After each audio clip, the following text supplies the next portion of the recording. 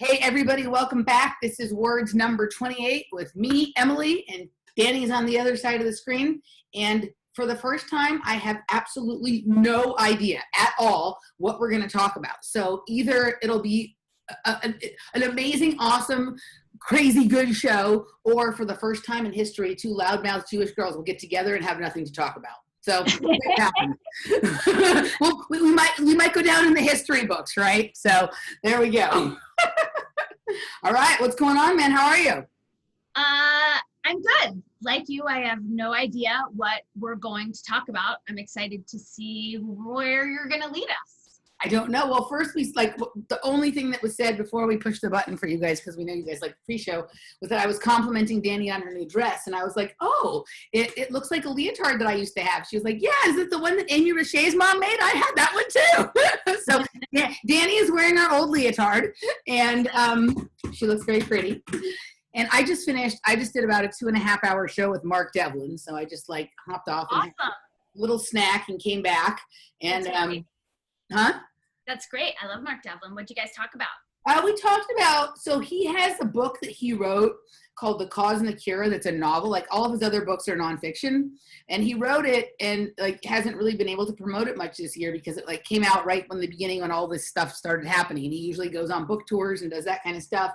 So we talked about his book, but we also just talked about like what it's like over there in England where he lives. And also during this time, he moved from a more urban environment to a more rural environment and what that sort of shift has been like.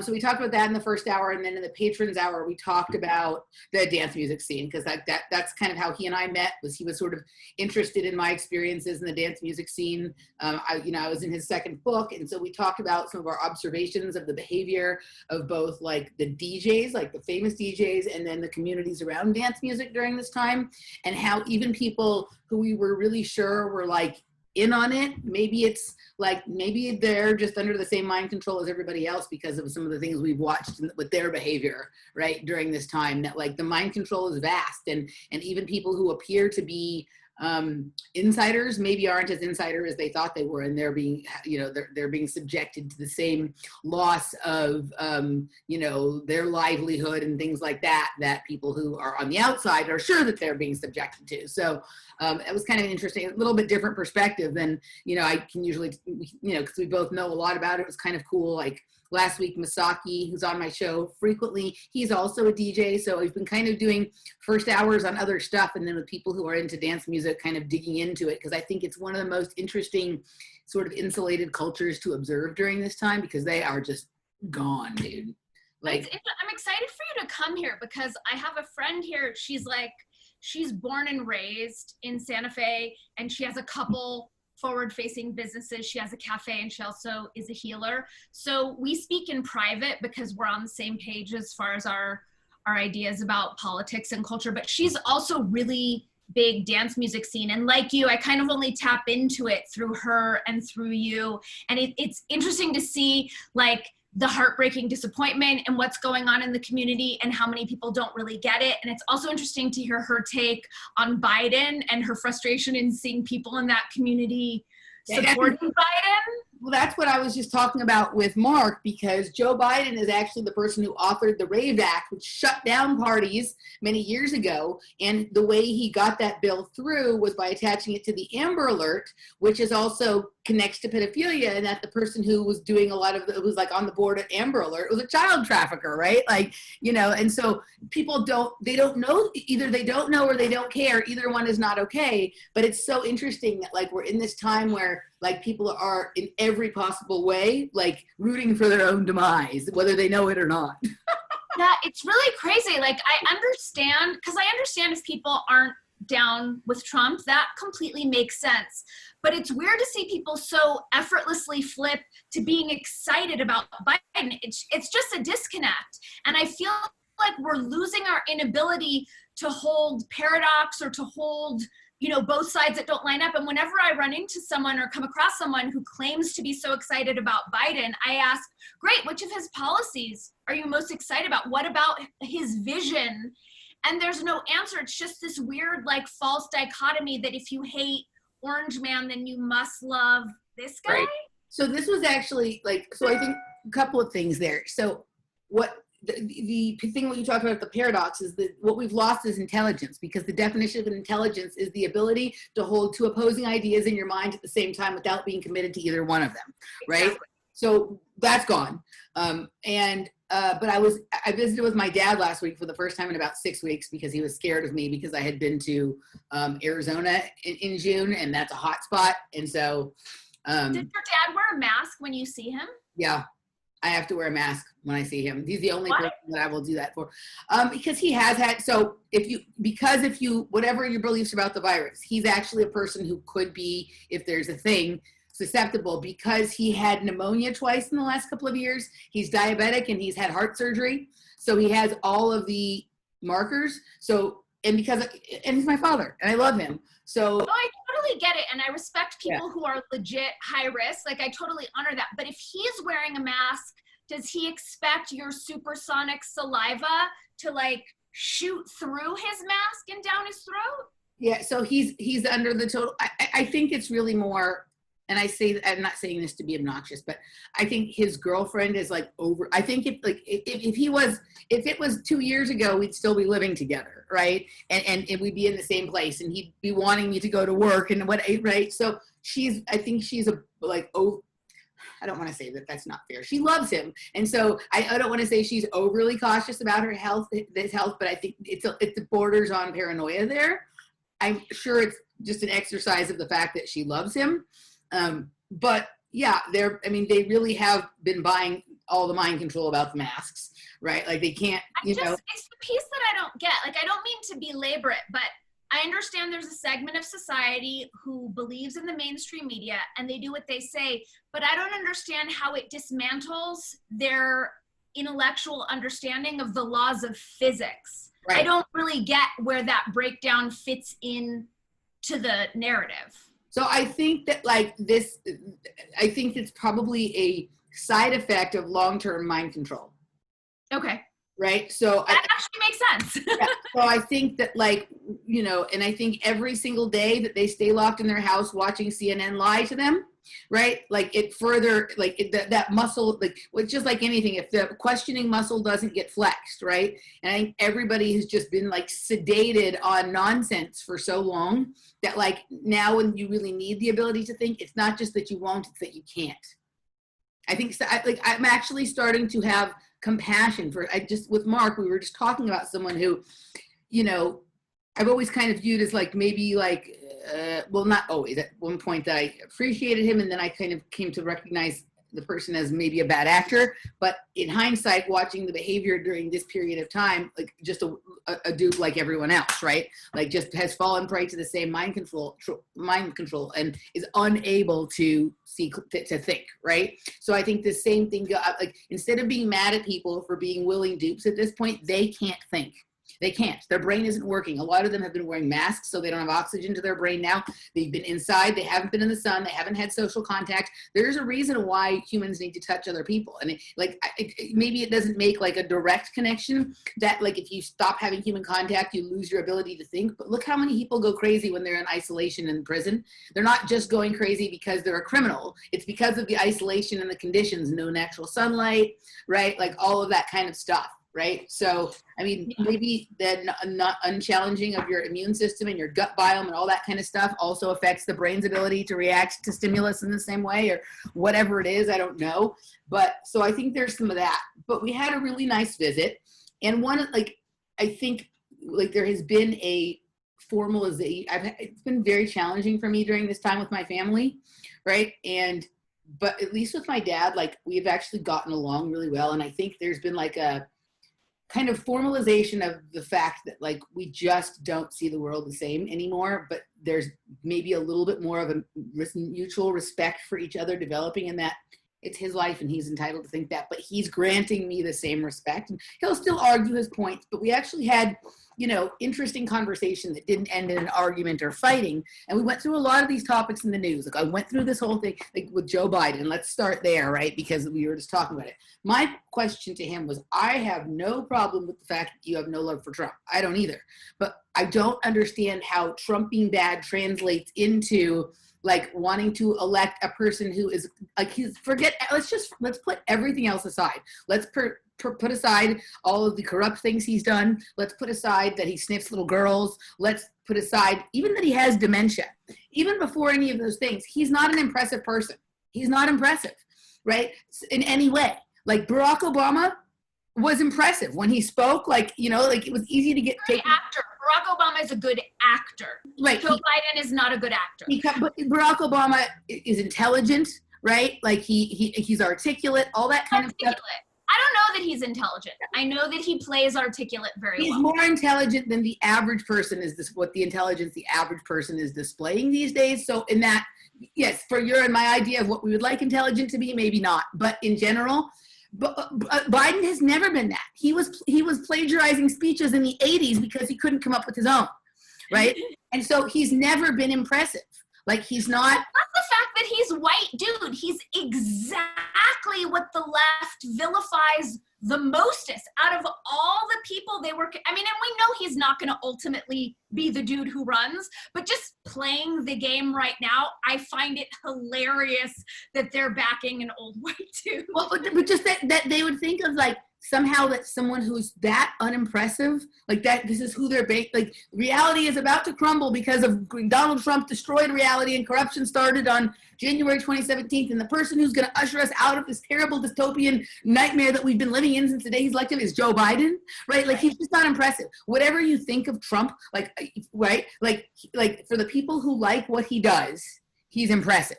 Right? It might be obnoxious to me or to someone else or whatever, but I don't know anybody who thinks that Joe Biden is impressive. So right, Trump has accomplished shit. Joe Biden has accomplished nothing. But I also feel like we can't underscore the dementia, which is so obvious. It's such a prominent piece of it right now. Right. Yeah. No. I mean, that's the whole thing. And like, okay, so like, you know, my mom has dementia, and I'm like, Dad. I asked my dad. I was like, should we let Mom run for president? You know what I mean? Like, you know, and for me, I'm like, yeah. I mean, scale it back. Should your mom drive a car? You know, it's like little tiny things that we're not comfortable having people with dementia do, aside from running a country in the middle of massive crisis. Why does no one on the left understand that we have a real issue with China? I don't mean to interrupt you, but like that, I just don't understand what that is, that it doesn't seem like anyone there thinks that's anything to talk about, deal with. That was the whole purpose of Russiagate. Is like that you could like, remember that you said we can't hold two ideas in our head. They don't even have to be opposing anymore, right? So right now, like Russia is the big scary threat, not China. It's like blocking. There's like the receptor in the brain is blocked by the Russia plug kind of thing. I think that was the purpose of it all because it was so nonsensical. It was a nothing burger all along. But in order to like fuck up that particular receptor in the brain, like the plug-in is there or something.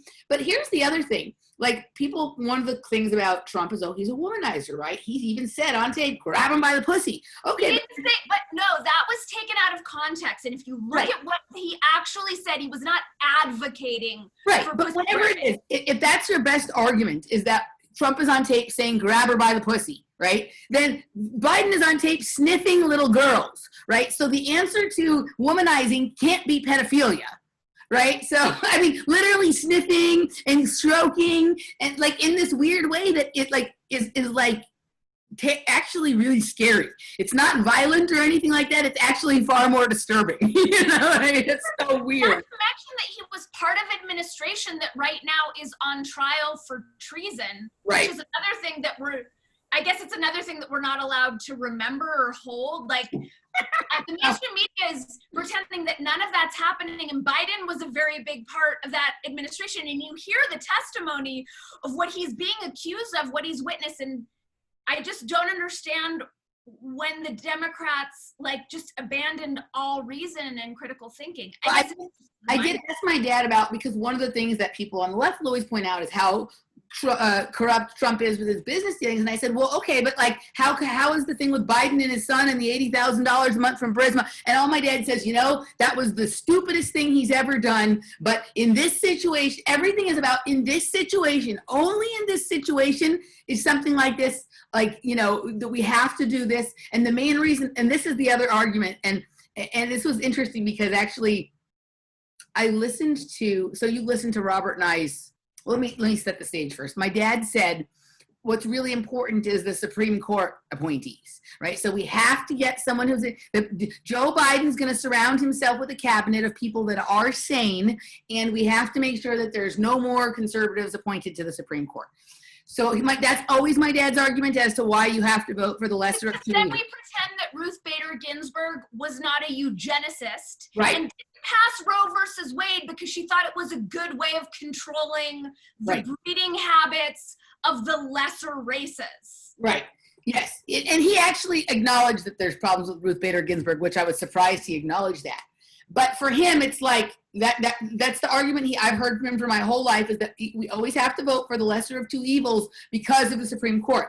Interestingly enough, so you heard Robert and I on the Matrix Mash rolling out the theory about what's going on with the Weinstein brothers, and they're. Let's be clear, I didn't just hear it, I nerded out. I geeked out in utter intellectual ecstasy over that whole conversation. Everyone go listen to that Matrix Mash. Okay, so then the simulation decided to respond with evidence that we were correct by this past week. Ted Cruz was on Dave Rubin, which I thought was kind of interesting. But then Ted Cruz has his own podcast, and he had Eric Weinstein on, right? What? Yeah. Why? Because they're combining the border conservative libertarians with these Brett Weinstein, Eric. This was our whole point, is that they're going to take a certain strand of the progressive movement, certain strand of this sort of conservative movement, and glue it together and claim it's libertarian. And they're going to come up with some new party. Socialism. It's flat out fucking socialism. Did Ted Cruz take the bait? Well, he's part of it. They're going to pull together progressivism and certain aspects of the fact that conservatives, some of these conservatives now lend a little bit more towards free speech than people of the left. So they're going to take they're going to do what we were talking about, thesis, antithesis, synthesis. And they're going to call it the new libertarian, the intellectual dark web party or something like that, right? They're not keeping it with the unity ticket. I don't know what the fuck they're doing. I mean, we're just making up, I'm not sure what the name is going to be, but this was evidence of that. And one of the things that Eric was saying, I started listening to a little interview, right? Because I'm like, oh, this is just, so they have, it's Ted Cruz's podcast, but because Ted Cruz doesn't know anything, they have Michael Knowles there as a moderator to ask the hard questions because Ted Cruz doesn't know how to ask them. And he also doesn't do research, so Michael Knowles is there, who's a conservative. So Ted Cruz is like a conservative with a few little libertarian kind of bents to him. Michael Knowles is a conservative. Eric Weinstein is George Soros progressive, whatever. It's perfect. Thesis, antithesis, synthesis, right? And Eric goes on and says, the biggest problem with the people from my side of the aisle is this stupid argument about the Supreme Court.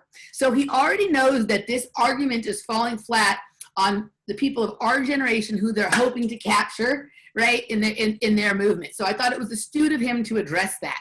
But it's true. That's literally, my dad always says it. It's not so much about the president. What really more matters is who he picks to be around him and who he appoints to the Supreme Court, right? And so, we had this whole, so he basically acknowledged that, yeah, Joe Biden is unimpressive, but that it's worth voting for him, even though it's the lesser of two evils, because it's more important to protect the cabinet and the Supreme Court appointees.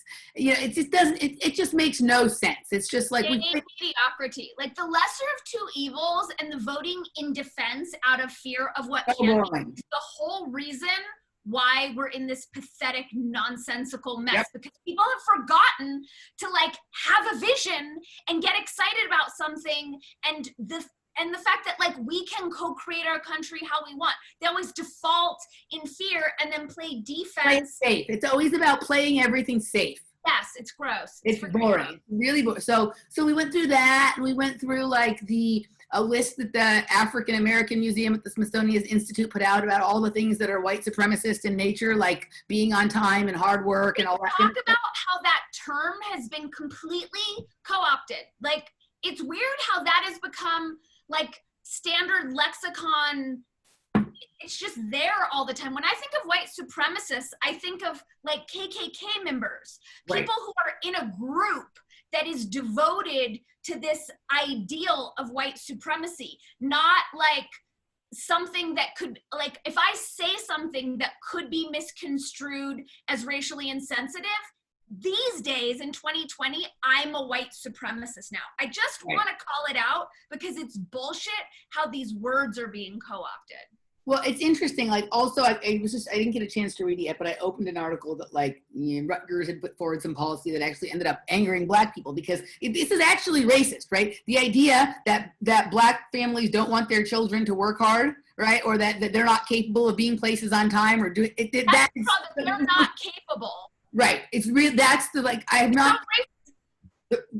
All the racism comes from the white upper class liberals that are supposedly the allies in fighting for racial justice. It's the soft racism of low expectations, which I know Bush's speechwriter wrote for him back in the day, but that is exactly what we're seeing. Like, to have lower expectations as though they're less capable, as though anyone is to disempower them and do them a disservice. Like that article I sent you about how grammar is racist. Right. Also, we can't expect Black people to use proper grammar because they don't have that ability. Ew. So my dad comes, so one of the things that the thing said was racist was the SAT and the ACT, right? And I said, here's the issue, Dad. I'm actually not opposed to getting rid of the SAT and the ACT because I don't think they're useful tools at measuring somebody's intelligence or their intellect for anybody. For Black people, white people, tall, short, they're not. They're stupid, right? There's question, like nothing that was ever on the test has ever come up in real life for me. Right? So I'm perfectly okay with abolishing them and saying that they're stupid, right? But why is it racist? And he said, well, let's just say this is what I'm talking about the brain not working, right? And I love my father. My father is extremely intelligent, but I don't understand. He says to me, let's just say for the sake of discussion that like there's just some sentence, right? It's just the sentence on there and a word in the sentence is yacht. Right? But the Black person has never grown up in a place where there are yachts, so they don't actually know what a yacht is. And so because they don't know what a yacht is, they can't answer the question correctly. So people in Arizona, are they also, they don't know what a yacht is? Only people on the coast. I've never been on a yacht. What the fuck? Neither have I. Yeah, I've never been on a yacht. And I'm like, but also like, at what point is it reasonable to think that a person knows what a yacht is? Right? Like, if you take your SAT at 17 or whatever, right? Like at 35, like, because a white person who didn't grow up near yachts wouldn't know either, but you assume that they know what it is. So at what point what is the age where, like, regardless of your race or upbringing, that you come into this knowledge of what a yacht is, well, right? It's like, also so racist to assume that all Black people are poor and lower class. Yeah. I cannot stand that. That's not the case. Yeah. Yeah. Well, I think we were talking, that thing about the SATs wasn't from the list from Smithsonian. It was like some new, like the NC2A schools, the coaches of the football and the basketball teams and stuff are asking for them to drop the SAT, ACT requirement because it's racist and because right now it's hard because of COVID or some shit, right? So that was what generated the conversation. Allegedly, the ACT and the SAT are testing what we've learned through government-approved curriculum. So we're all being given the exact same curriculum, whether you're in a shitty poor school or a fancy rich school. Allegedly, we're all being given the same curriculum. And if that's not the case, then they can tailor it according.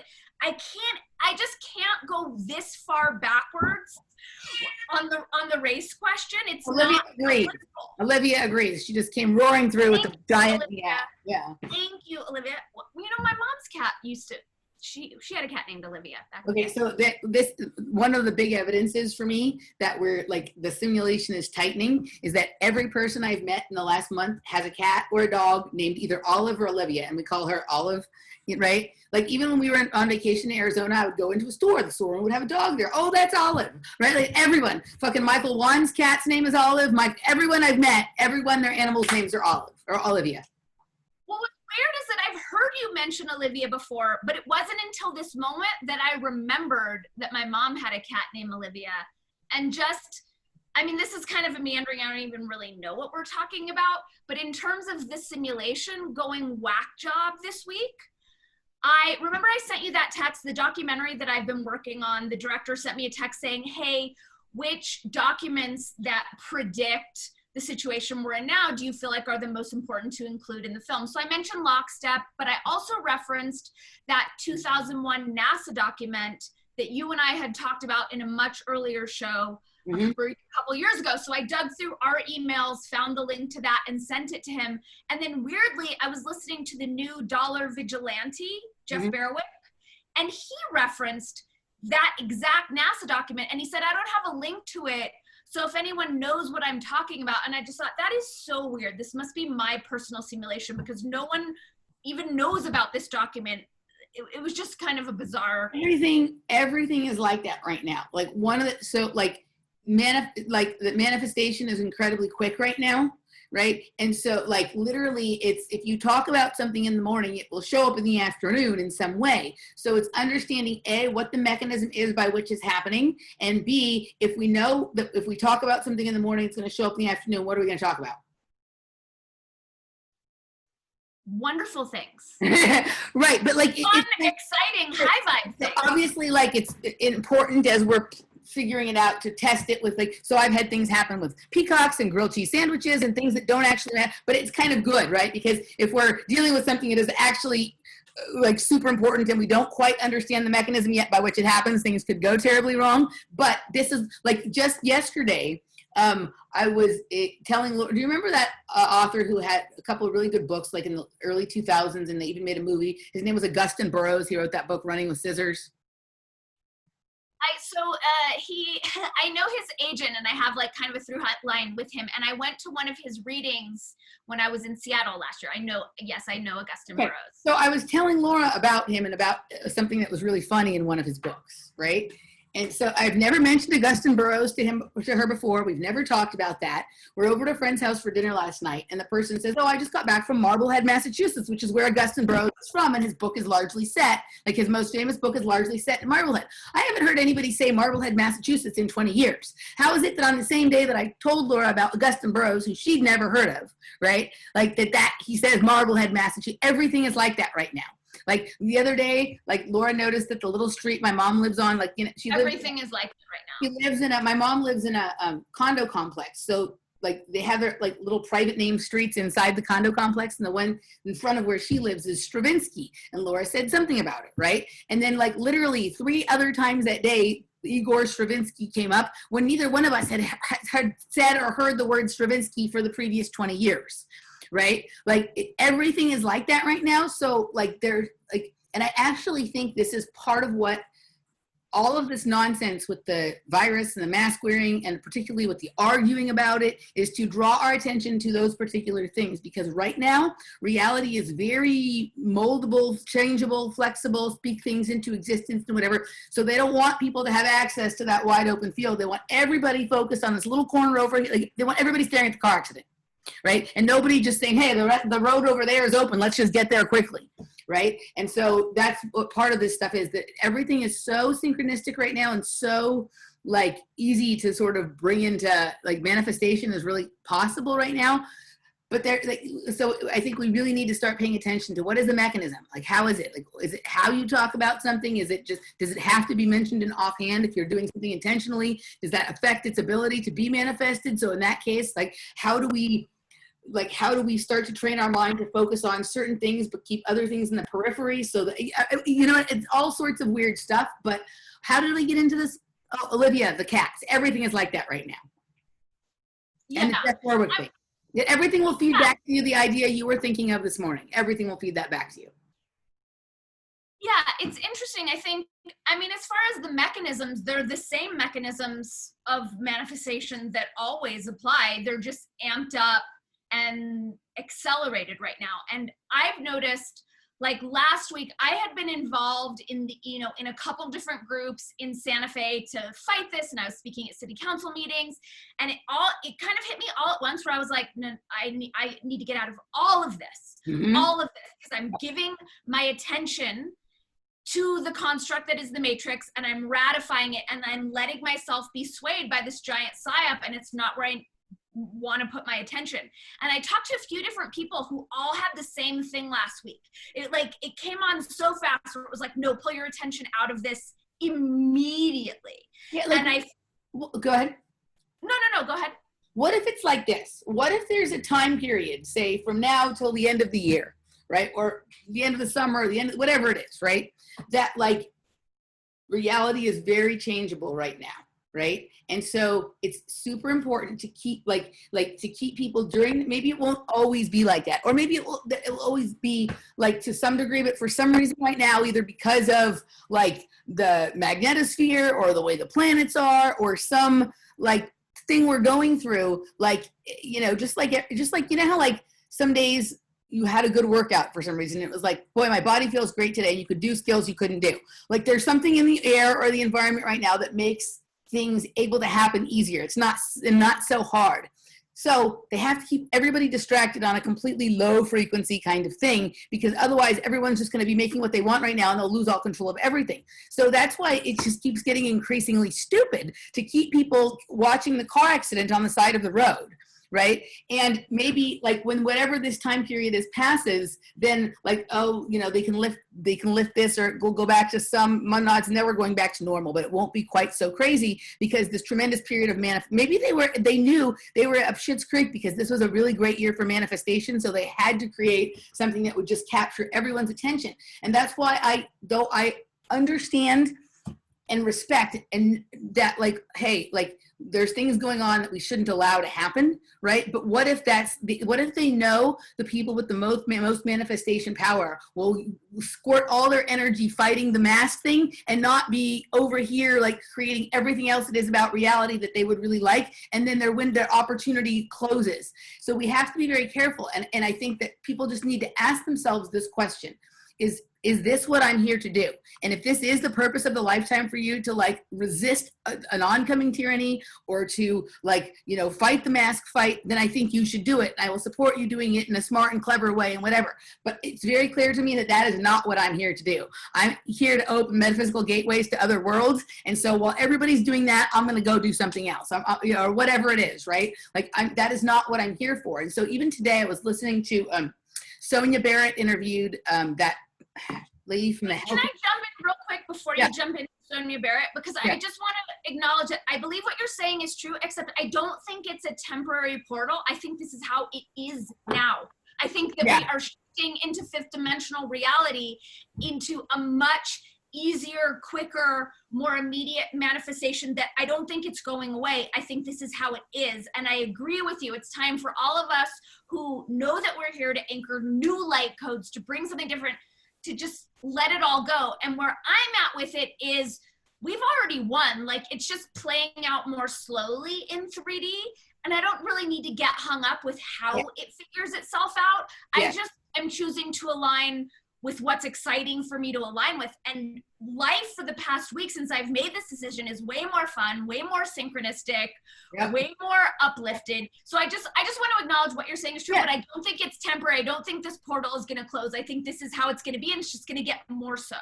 No, I agree with you. When I guess when I'm saying that the portal might close, what I just mean is like, at a certain point, like everybody might realize it and be starting to do it, right? And so like the first people who sort of get there and do it, it's going to be a, like, you know, kind of just like anybody who ventures into something first, right? It's going to be a different experience.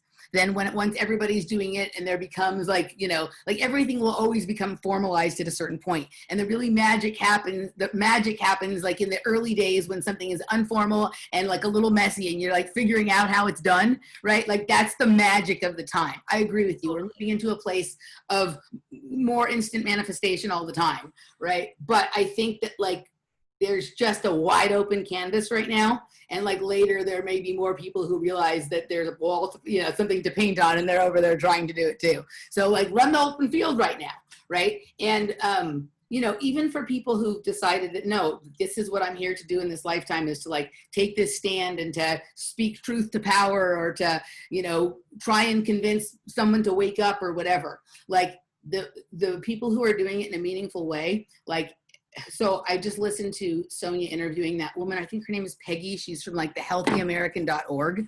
And she's amazing. I love her. people had been trying.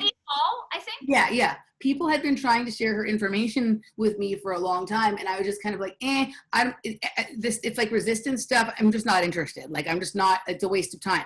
But I heard her talking, and the way she's doing it is so graceful and artful, and she's not mad, and she's not yelling and screaming at people. She's just being like, this is what I'm doing, and this is what I'm doing, and I'm going to do it with grace and style. She's empowering people. She's empowering people with information, getting people excited about their ability to make change. It's not. I know what you're saying as far as that pushing not resistance. It is not resistance. Exactly. You know, she's doing it with, this is her position, and she's not going to argue and fight with people. She's not going to yell and make a scene. She's just like, I'm not doing that, and that's it, and I can walk away. It's just so like, what she's doing is not for me, right? But there needs to be people doing that, because there needs to be people doing all kinds of things, and she is the best person to do that. And go, girl, and do it the way you're doing it, right? Yeah. Meanwhile, I'm going to go over and explore the unknown territory on the other side of the field that nobody's paying attention to right now, because the mask depot is over here, right? Yeah. So I think everybody just gets the kind of thing, like, getting honest with yourself and saying, this is my place, and this is how I'm going to do it, and I'm going to do it with creativity and passion and this and that and that. But I think doing any of it with like all this like resistance-y, anger, yelling and screaming kind of stuff, it's not, it's a waste of time. Yeah, and it's just because we are in, like, the veil is very thin right now, and we are in such a creative moment that if we're doing things and fighting things and taking in media and positioning ourselves in such a way that makes us angry, then that anger is going to be seeding that reality. Like, it is so sensitive right now. Like, reality is so sensitive. That's what I'm picking up on. And for me, it's important to be like really pristine with my energy and what I'm putting out, because that is creating at such a rapid, epic, accelerated pace right now. Yeah, absolutely. Yeah. So how did we get into that part? We're talking about the simulation being cuckoo and manifestation being cuckoo. Yeah. The one thing you and I did talk about this week was the sort of masculine, feminine energetics. Do you want to get into that?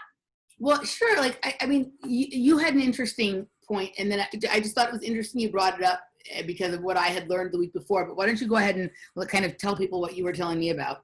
Yeah, so in the process of taking my energy away from stopping the shitty thing, I decided, okay, I'm going to write a new book, and I'm, writing about shifting our culture from hierarchy to heterarchy. So as I'm diving into the book, I was exploring masculine, feminine energetics, and I've come across different lists of them, but one of them that I came across said that recognition of facial expressions was feminine. And that really struck me as, once again, our culture doesn't know what it means that the feminine is disempowered and that we have this imbalance. And yet again, they think it means chicks in power, or Biden's going to pick Kamala Harris for his VP, and they think that it's like a vagina as head of state is the issue. And the issue is that the way that we marginalize intuition, emotion, feminine energetics and ways of being. And so I'm looking at this mass thing and like, wow, they're completely eradicating this feminine energetic of being able to recognize facial expressions. And once again, the women, the feminists don't understand where they're lobbying for their own oppression, because it's that same virtue signaling. Like, that's where I see the crossover. The people who virtue signal about, wearing the pussy hats at the meaningless protests or calling other people white supremacists are the same people wearing masks alone in their car.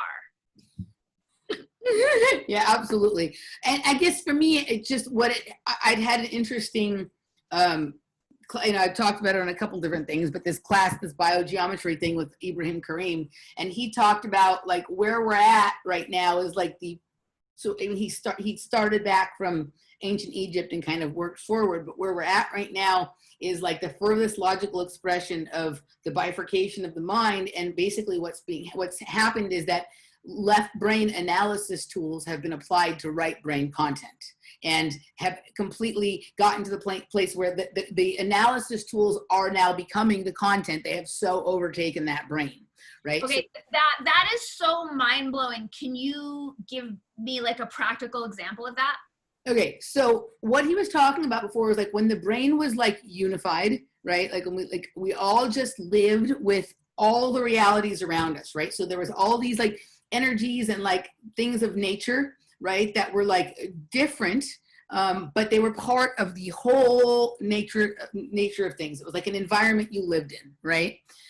And then as like then in ancient like so then at some point like by the time of ancient Egypt, you'd had a certain kind of separating of the mind, right? Where they had started to develop some logical analysis tools, right? So they had started to develop some left brain function. Like I don't know, I need to go back and go through the notes, and I'm actually going to read his book to see like if he talks more about like what caused this to happen, right? But the way that the brain developed, it started to develop tools for logic and analysis.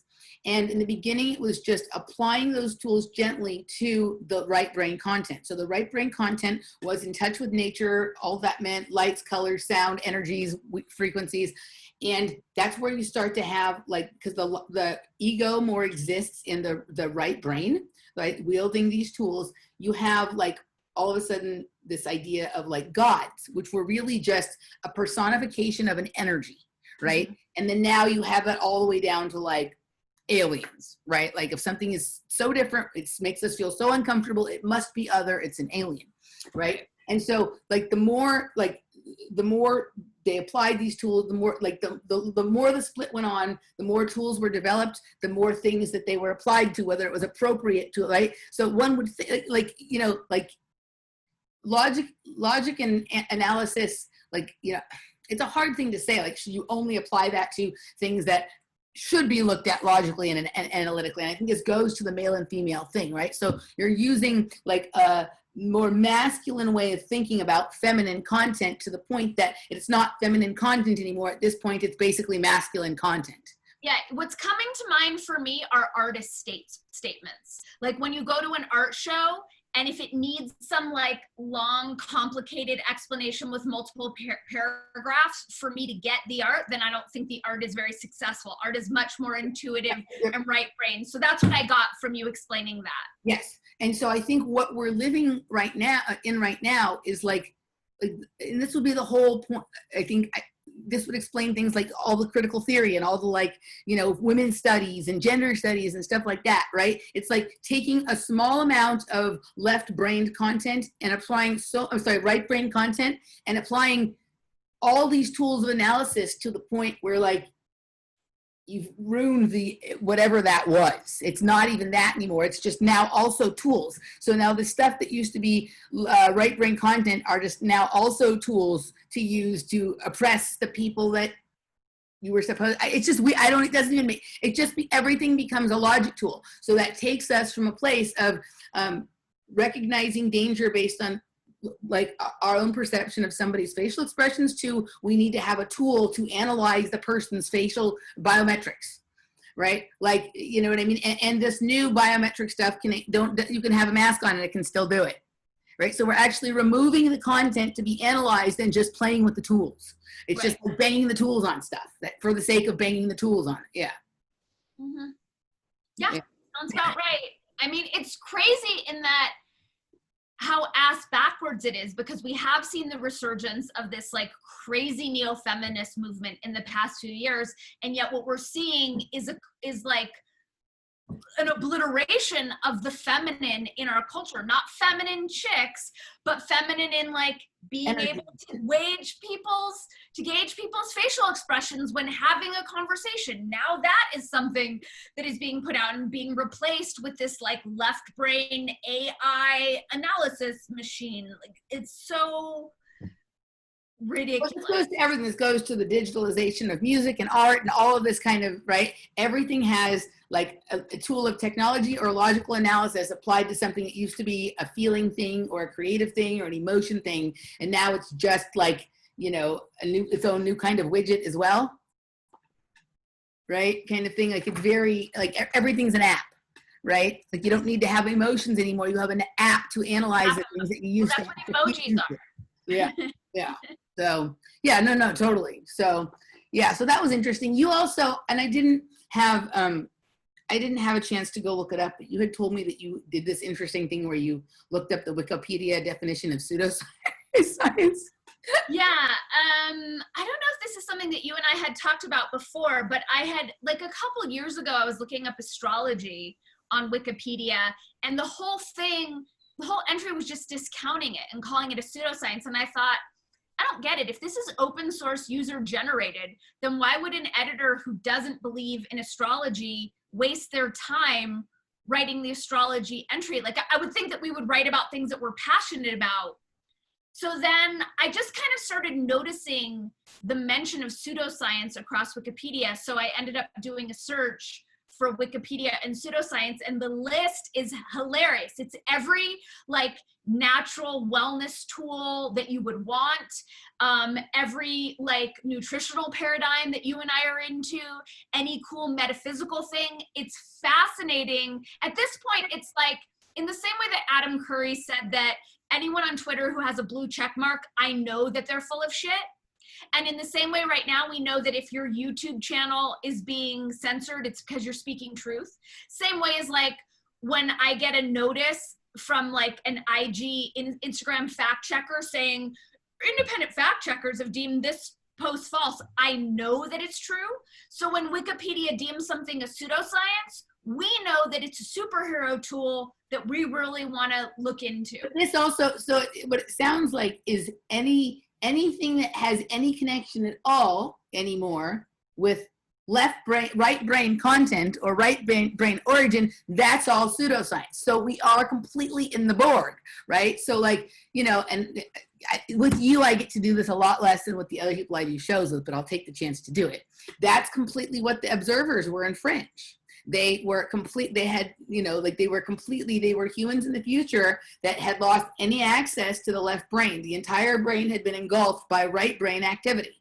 It was all about, like, you know, coordinates and remembering where a person will be at this time. It was all, like, logical analysis and surveillance tools, basically, right? Everything was about time and space. There was nothing about feeling or content or emotion or creativity or anything like that. It was all just, like, computer spitting out algorithm kind of stuff.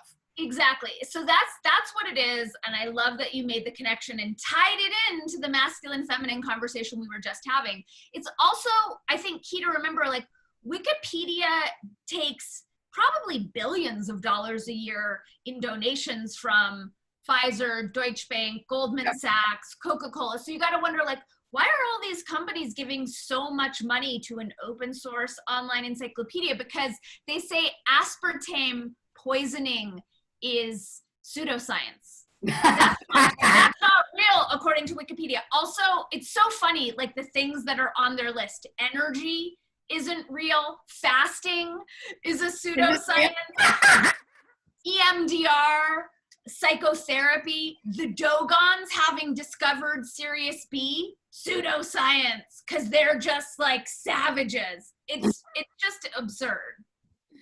That's interesting that even fasting, right? Like that one of the oldest practices, you know, for a million reasons. It's not just practiced for religious stuff. It's practiced for religion, health, all sorts of different reasons why, by a variety of people. This isn't, like, just the domain of the people who celebrate Ramadan or by just the hippie health people, right? Like, it's so interesting. Yeah.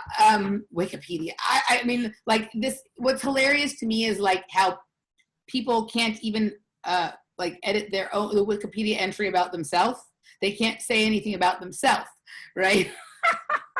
Yeah, it's super crazy.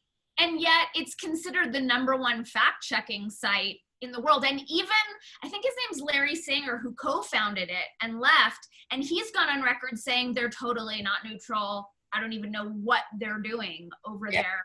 But, so, I mean, how often have you and I proposed, you know, an alternative fact to someone we know, and then they'll cite some Wikipedia bullshit as their reason to discount it? And it's frustrating because I understand why people think the world is the way they do. You look on the internet and you have, you know, bullshit Snopes and bullshit Wikipedia and bullshit Poynter Institute and bullshit PolitiFact telling you for all these entries that your fake story, you know, the mainstream media's fake story is correct.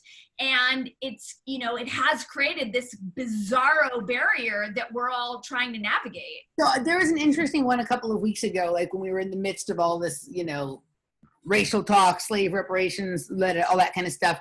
Are we still talking about that? I don't even understand how that's going to work. Right. So, but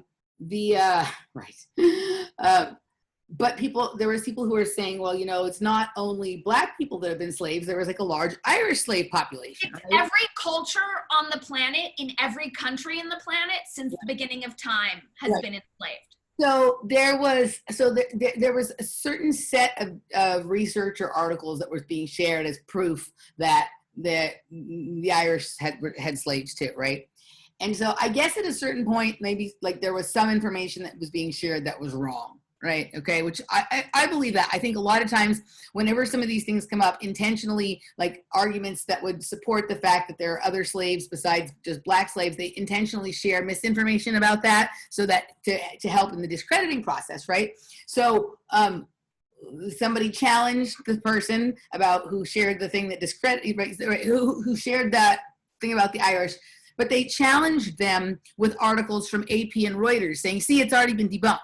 Now, I actually think that the article about the Irish people was wrong, but the fact that the deep research they did to debunk it was from AP and Reuters, like that's like the same thing. I'm like, when me and my dad are arguing about the veracity of the virus and what should be done about it, whatever, my question to him is like, have you looked at any papers? Have you read any journals? Or are you just telling me what you are getting from the LA Times, the New York Times, or CNN? He's like, but they're talking about the people who are talking on those things, they've written. No, have you just taken 7 minutes, because it only takes 7 minutes to go find Lancet or the New England Journal of Medicine or the whatever, any of those kinds of things, and just read the article yourself, because what you'll find is even in the ones that you think are supporting what you're saying, at the bottom, they're actually saying, yeah, but not really, right? Like, you know, like, right, have you done it?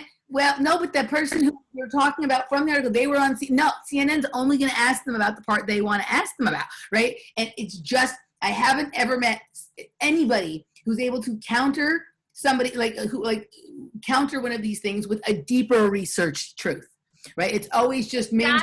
I want to be wrong about some of this stuff. Like, I want someone to find out that like I want a person to dig up, not only has there been a huge amount of money being spread in misinformation that is obvious, but a huge amount of money has been spread in misinformation that is to catch the people who know the other one is. I want someone to show up with that document showing that that's not true, this other thing that no one has thought of, this is actually the truth, right? Like, so come to me with the deeper research, like deep research to prove me why I'm wrong, not just everyone agrees that I'm wrong. That isn't research. I agree. Yeah. Every consensus says you're wrong. That's not research. Yeah. So anyway, it was an interesting visit with my dad. So we went through like several topics. And what was really, really interesting at the very bottom of it all, we came to the conclusion that we actually agree about like what we mostly want to have happen in the world, but have no agreements on how one gets there. And like, it's fascinating to me that like, you know, like, my dad's a good person. He's a nice person. Otherwise, I wouldn't have such a close relationship with him that I do.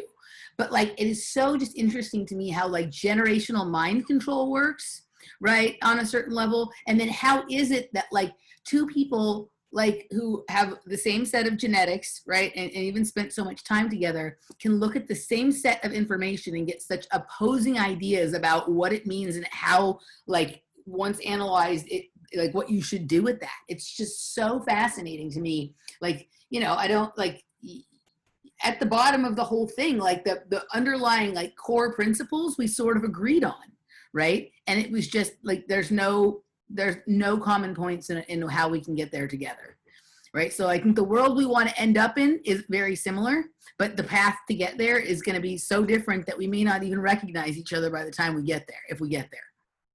Yeah. Well, what were the shared visions that you have? And so, like, I think just that, you know, I think he does agree that this, that this whole idea that like the other Americans are the problem is a distraction from the fact that there's an elite managerial class that is doing all of this stuff. He just doesn't see a way that you're going to convince people with what I'm saying, with my method. He says we're going to have to go through and play this stuff out. We're going to have to play reparations and this stuff. Like these things are small steps to like to the same place that I'm saying I want to go. And I'm saying, but why are we going to go through like all this tearing people apart when we know the problem is this? Why are we going to go through all these silly little intermediate steps when we can just say the problem is this? And he just doesn't see how that can happen. Like he thinks just like the elite do incrementalism to get there, to get to their stated goals, right? He thinks the solution has to be an incrementalism too. And I'm like, that's the deep set. Like, I don't think they care so much what you believe, but they need you to believe in incrementalism because that's, that kind of thing. I don't know. Like, it was weird. So we both agree that like, yeah, there've always been racist. There will always be racist. Most people are not. And this thing like where like, the corporations and the governments are pitting people against each other while they run off to the bank. We both agree that that's like a truth, right? But he's feeling like the society has to go through this, reckoning all of these little things out. And I'm just like, why? Like, it does. The people who are paying. It's real. It's not real. It's social engineering. We can't go through this. It's just giving more power to the distraction and not talking about what's really going on, which is my frustration with, the Dark Horse podcast that I don't even listen to anymore. It's like, why are we talking about, it's like if you have a puppet show and all the elites are behind you doing crazy things and we spend all our time analyzing the puppet show. Yeah. It's a fucking show. That's the whole thing is like, what is the point of reparations if the people paying it aren't actually the ones who committed the crime, right? Like that's like, meanwhile. No sense. No one alive today was a slave, and everyone alive today comes from a people who were at one point slaves. Right, and there is still a predatory class of people that are enslaving people who are not being held to account for the current slavery they're putting people under, while we're playing slave and slave owner. Like we're playing pandemic and playing slave and slave owner and all that kind of stuff. And that isn't to say that there aren't like the way. And this is what I said to my dad, like. What they're doing is not how you fight racism to the extent that it exists. The way that you actually, like in a healthful society do, is if I see somebody doing something racist and wrong, at that moment I say something then, hey, that's not cool what you're doing, right? That's of course, but to elevate this to the biggest problem in our culture, or even on the top list, I get that they're creating it. Yeah. But I can't go through, I just can't play along when what is coming down the pipeline and what is much bigger. I just can't go through the motions of it, especially when you have ridiculous corporations like Starbucks and Nestle coming out saying Black Lives Matter when they use African slaves for everything they do. It's just freaking absurd. And the whole notion that for Black people to matter in our culture, they have to be superstar athletes or they have to be superstar pop stars, that's slavery. That's fucking enslavement. And to have those people coming out with Black Lives Matter, it's everyone doing the bidding of their oppressors, and it's just yucky to me. Totally. Totes. In full agreement. Absolutely. But I think it's, I don't know if it's just when people get older, like they get tired and they can't imagine an energy to right. He can imagine taking a step, but he can't imagine split leaping across, right? So for him, there needs to be pebbles across the stream, whereas you and I are like, I'm just going to do a split leap across, right? And so I don't know if it's just that, because like he certainly didn't believe these things when he was younger. He was very like against the grain in his thinking when he was younger. Right, but the implications of the extent of worldview shattering that we're looking at and core beliefs that will then crumble and have to be questioned, the stakes are way higher when we're older. Like for your dad to pull back on that now is to call 70 some odd years into question, whereas for you and me, we have much fewer years and we've been doing it for so much longer. So we're not banking on our IRA or our Social Security or the illusion that our doctors or our government give a fuck. Yeah. Yeah, no, I mean, that's the whole thing. I mean, part of like, it even goes into like, part of how, like, my dad assesses my grown-upness in comparison to, say, my sisters, right? That she has like a retirement plan and a pension plan and all that kind of stuff, right? And so like, he feels secure that she's going to be okay when he says, I worry about you. But like, okay, but like, that's going away. Like, what he doesn't even understand is like, the actual whole point of the exercise we're in right now is to create an excuse for why the pensions won't be there, because they're not going to be there anyway. And at least when people look back on 2020, instead of saying, oh, the bankers robbed me again, they're going to think that they don't have their pension anymore because of COVID, but at least we're all alive, so that's all that matters. Well, this is, I mean, the whole thing that we're witnessing, and the reason why people are so willing to mask themselves and give up their rights is because they're not grown-ups, right? Like, they might have an IRA and they might have a retirement fund and they might have a mortgage, but they don't know themselves. And what it brings to mind, did you ever see the Lars von Trier movie Melancholia? No. It's so great and I highly recommend it. But the basic gist is that, like, you and I, with not having IRAs, not having mortgages, not having these illusions of safety, are actually more prepped and more, we're in the positions to be able to not only handle what's coming down the pipeline for us, but to be of service to those around us in a way that the people with their Roth IRAs and their retirement funds and all their health insurance and all that other bullshit aren't going to be able to handle shit, because they've given all their power away to these perceived authority figures that don't exist and don't care about them. Yeah. Yep. I think you're exactly right. Consensus is you're right. We agreed on so much. I feel like it's a successful conversation if for no other reason than we agreed on a lot. Right, absolutely. All right, I think we kind of can wind it down here. I do. Dani did share with me a couple weeks ago, and I just finally got a chance to watch it. That a really good video by Syrian Girl. Maybe I'll put it in the show notes here so people can go watch it. But I thought it was interesting, and I think you were going to try and reach out and see if maybe we could have a conversation with her. So far, I sent her an email. We're batting 1,000 on asking people to join us on the show and getting a response. It's so weird. Heather Hang used to respond to me every time, but ever since this has gone on, it's radio silence. Fingers crossed for Syrian Girl. I did email her over the weekend. Yeah. And that video that she did, though, about like how we're basically in an Israeli indoctrination camp right now, it was pretty good. Like I watched her several years back, and then I just kind of lost track of her. But yeah, no, I felt like I pretty much agreed with almost everything she said in that video, which I don't need to have someone agree with me to have an interesting conversation. We were hoping people we disagree would come on the show, but so far that's not happening. So maybe we'll get someone, maybe even people who I thought agreed with us, they won't come on either. So I don't know if anybody has. You invited people to come on who are like, no, I want nothing to do with you two? They just don't. People who used to, like, I invited Cynthia McKinney to come on with us, and she's been, we've done a show together in the past. We've shared emails in the past, whatever. Like, she even has asked me, at one point when I thought I was maybe gonna have her son on, I sent emails to both the email address I had from her and the contact form on her website. Radio silence, right? Like, you know what I mean? So it's weird. Like, I just don't know. I'm bad for your reputation, Emily. In more ways than you could ever understand. But I love you, so it's okay.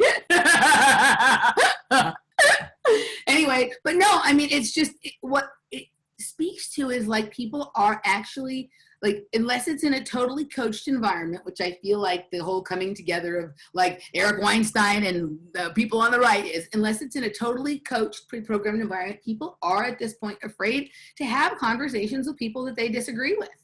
Like, there's nothing wrong with just having a conversation and disagreeing. It doesn't like delegitimize you because you talked to someone you disagree with. The only way you're delegitimized is if you agree to something that's stupid. Right. And so like, I think there's also like people get this idea, like maybe with, I don't know what it is with Cynthia McKinney. I don't think it's that with her. Maybe she just isn't even doing anything right now. I haven't heard much from her in a long time. But like with Heather Hang, right? Like they have a higher social media, alternative media presence now than they did 6 or 8 months ago, right? They hadn't really started their podcast yet. Yeah. right? They're still trying to figure out where they fit, or their program had, you know, whatever mind control program was going to be launched through them hadn't really been launched yet. So they were still feeling out the possibilities of who they may be able to entrain with their, or whatever it is. I don't know. And also, but here's the thing, I would love to be wrong. I would love for them to come on here and explain to me in a way that convinced me why I'm wrong to think that. I'm so with you. I would love for them to come on and explain why Andrew Yang is a great presidential candidate, as well as the other guy, and why they're right about the virus and all of those things. That would be fascinating and helpful, and I'm totally willing to pivot. If they were able to share any evidence with me that I found at all convincing, I'd be perfectly willing to say that I was wrong. You know what I mean? And even if they shared evidence with me that wasn't convincing, as long as they were respectful to me, I'll be respectful to them. You know, and it might be interesting. I can sometimes find there to be merit and something interesting about things that overall I disagree with, right? It's called nuanced conversation, I think. Isn't that what? Is that a thing? Does that exist? I thought that was illegal. I think that's been outlawed since the coronavirus. Yeah, I think so. All right, kids, I think we're done. You can find her at DannyKatz.com. You can find me on patreon.com/offplanetmedia, on YouTube at Emily Moyer, or on Facebook. We'll see you next time. Bye.